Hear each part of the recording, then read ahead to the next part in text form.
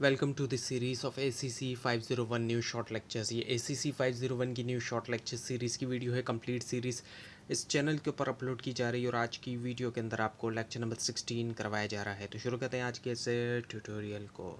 So understanding परपेचुइटीज़ को समझते हैं। सो परपेचुइटीज़ जो है, परपेचुइटी एक फाइनेंशियल कॉन्सेप्ट है। समराज सीरीज़ होती है कैश फ्लो की, जो कि रेगुलर इंटरवल के ऊपर होती है और कंटिन्यू रहती है इंडेफिनेटली तौर पर, और टिपिकल इन्वेस्टमेंट के मुकाबले में या लोन के जिनकी फिक्स्ड टर्म होती है, परपेचुइटीज़ की कोई भी एक एंड डेट नहीं होती है क्योंकि ये कंटिन्यू रहती है इंडेफिनेटली तौर पर। और यही चीज़ इनको जो है वो यूनिक बनाती है फाइनेंशियल एनालिसिस और वैल्यूएशन के अंदर। परपेचुइटीज़ जो होती हैं अक्सर इनका यूज़ किया जाता है थ्योरेटिकल मॉडल्स में, और ये जो रिप्रेजेंट करता है इंस्ट्रूमेंट जैसे कि प्रेफर्ड स्टॉक हो गए, और जो कि पे करते हैं कांस्टेंट डिविडेंड, जो है जब तक स्टॉक है वो रहता है कांस्टेंट डिविडेंड बरकरार रहता है, आता रहता है, यानी कि रुकता नहीं है।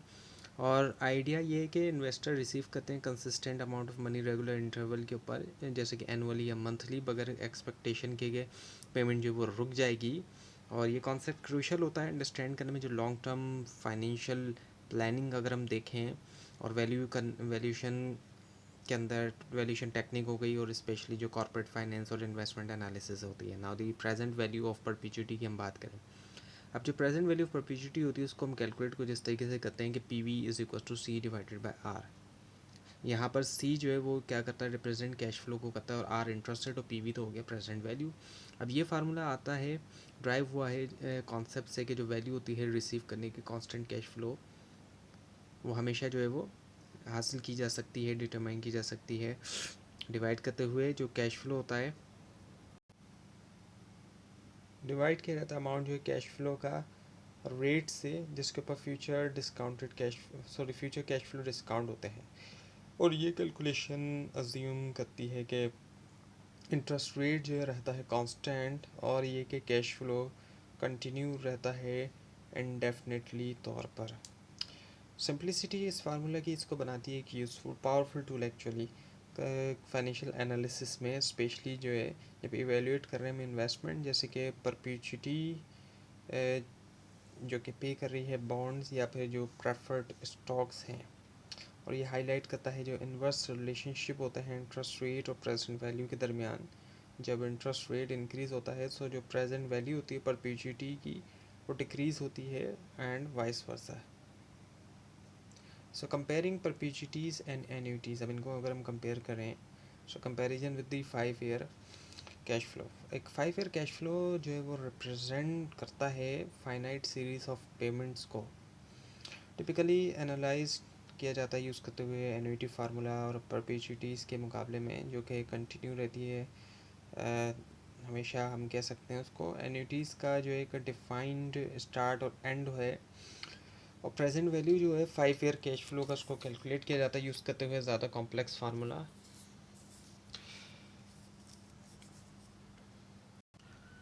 और इसमें ये होता है कि शामिल होता है कि सम किया जाता है जो प्रेजेंट वैल्यू होती है हर पेमेंट की ओवर द 5 ईयर, जो कि रिक्वायर करता है नॉलेज जो इंटरेस्ट रेट की और जो टाइमिंग होती है हर पेमेंट की। और कॉन्ट्रास्ट में अगर हम देखें तो जो परपेचुइटी फार्मूला होता है PV is equals to C divided by R, ये ज़्यादा सिंपलर है क्योंकि ये अज्यूम करता है एक इनफाइनाइट सीरीज़ जो है आइडेंटिकल पेमेंट्स की। और ये कंपैरिजन हेल्प करता है स्टूडेंट को अंडरस्टैंड करने में जो इम्पैक्ट है टाइम का वैल्यूशन के ऊपर, जो डिफरेंसेस होते हैं एनालिटिकल अप्रोचेस में रिक्वायर्ड होते हैं finite versus infinite cash flow के लिए। Now the annuity versus perpetuities. Annuities और जो परपेचुइटीज़ होती हैं, ये दोनों ही फाइनेंशियल इंस्ट्रूमेंट्स हैं जिसमें शामिल हैं रेगुलर कैश फ्लो, लेकिन ये डिफ़र करते हैं सिग्निफिकेंटली तौर पर ड्यूरेशन और वैल्यूशन में। एक एन्युटी फाइनेंस सीरीज़ होती है कैश फ्लो की, टिपिकली यूज़ किया जाता है इसको रिटायरमेंट प्लानिंग, लोन रीपेमेंट और जो इन्वेस्टमेंट एनालिसिस है। और इसकी प्रेजेंट वैल्यू कैलकुलेशन जो इसमें शामिल है टाइम पीरियड, इंटरेस्ट रेट और जो कैश फ्लो है। टाइम पीरियड को T से, इंटरेस्ट रेट को R से, और कैश फ्लो को कैपिटल C से रिप्रेजेंट किया जाता है। और ये रिक्वायर करता है डिस्काउंटिंग करना ईच पेमेंट को इंडिविजुअली। सो परपेचुइटी दूसरी तरफ जो है रिप्रेजेंट करते हैं कि फाइनाइट सीरीज़ जो है कैश फ्लो का, और उनको वैल्यू किया जाता है यूज़ करते हुए सिंपलर फार्मूला जो कि होता है P V is equal to capital C divided by R. और ये जो डिस्टिंक्शन है ये इंपॉर्टेंट होती है अंडरस्टैंड करने के लिए कि कैसे डिफरेंट फाइनेंशियल प्रोडक्ट्स को इवेल्यूएट किया जाता है और कैसे टाइम अफेक्ट करता है। जो वैल्यू ऑफ मनी होती है उसमें फ़र्क आ जाता है। वैल्यू ऑफ मनी जो है वक्त के साथ साथ वो कम होती जाती है। सो एन्युटीज़ जो है वो ज़्यादा कॉमन है प्रैक्टिकल एप्लीकेशंस में, जबकि परपेचुइटीज़ इनको अक्सर यूज़ किया जाता है थ्योरेटिकल मॉडल के अंदर या फिर जो स्पेसिफिक इन्वेस्टमेंट सिनेरियोज होते हैं वहाँ पर। सो की फाइनेंशियल सिंबल्स हम देखें अगर, सो अंडरस्टैंड करना कि फाइनेंशियल सिंबल्स को ये जो है वो ज़रूरी है एनालाइज करने के लिए परपेचुइटीज़ और एन्युटीज़ दोनों के लिए। और जो पीवी है ये प्रेजेंट वैल्यू है, ये जो कि रिप्रेजेंट करता है करंट वर्थ जो है फ्यूचर कैश फ्लो जिसको डिस्काउंट किया जाता है स्पेसिफिक इंटरेस्ट रेट के ऊपर। और F V T future value at time, यानी कि ये इंडिकेट कर रहा है वैल्यू जो एक इन्वेस्टमेंट की या फिर जो कैश फ्लो एक स्पेसिफिक फ्यूचर डेट पे। और सिंबल आर रिप्रेजेंट कर रहा होता है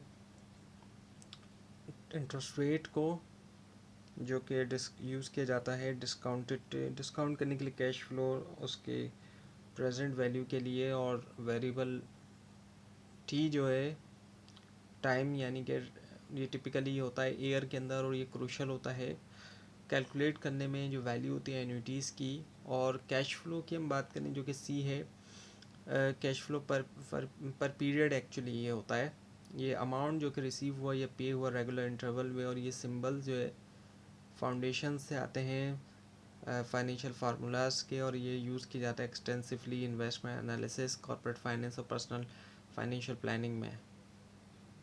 so now the effective annual rate which is the EAR। So effective annual rate जो है ये एक मेजर है, एक तरीके से इसको इसके ज़रिए नापा जाता है। जो true annual interest rate accounting होती है कंपाउंडिंग के लिए विद इन द ईयर। और उसको हम कैलकुलेट जो करते हैं वो कुछ इस तरीके से करते हैं कि EAR जो है वो बराबर होता है 1+R डिवाइडेड बाय N, और इसकी जो पावर होगी वो होगी N-1। अब यहाँ पर R जो है वो नॉमिनल इंटरेस्ट रेट और N जो है वो कंपाउंडिंग पीरियड्स हैं। तो ये फार्मूला शो करता है कि कैसे फ्रीक्वेंसी जो है कंपाउंडिंग की अफेक्ट करती है ओवरऑल इंटरेस्ट जो अर्न हुआ या पे हुआ। फॉर एग्जांपल एनुअल कंपाउंडिंग के साथ जो EAR है वो इक्वल करता है नॉमिनल रेट। तो सेमी एनुअल या फिर मंथली कंपाउंडिंग के साथ EAR जो है वो हो जाता है हायर, क्योंकि जो इफेक्ट ऑफ इंटरेस्ट जो कि कैलकुलेट किया जा रहा है ज़्यादा फ्रीक्वेंटली। और अंडरस्टैंडिंग करना EAR को क्रूशल होता है कंपेयर करने के लिए फाइनेंशियल प्रोडक्ट जो डिफरेंट कंपाउंडिंग फ्रीक्वेंसीज के साथ, और इन्वेस्टमेंट और करने के लिए इन्फॉर्म्ड इन्वेस्टमेंट डिसीजन। और ये प्रोवाइड करता है ज़्यादा एक्यूरेट पिक्चर जो है कॉस्ट की या फिर जो रिटर्न होता है फाइनेंशियल इंस्ट्रूमेंट का, ना कि नॉमिनल रेट। तो ये थी आज की वीडियो। आपको इस बारे में कोई क्वेश्चन और अगर इसमें कोई मिस्टेक भी दिखाई दे ज़रूर हाईलाइट कीजिए। और इस पूरी सीरीज़ को देखने के लिए और एग्ज़ाम्स की प्रिपरेशन के लिए इस चैनल को सब्सक्राइब कीजिए, बेल आइकन के ऊपर क्लिक कीजिए। Thanks for watching this video and best of luck.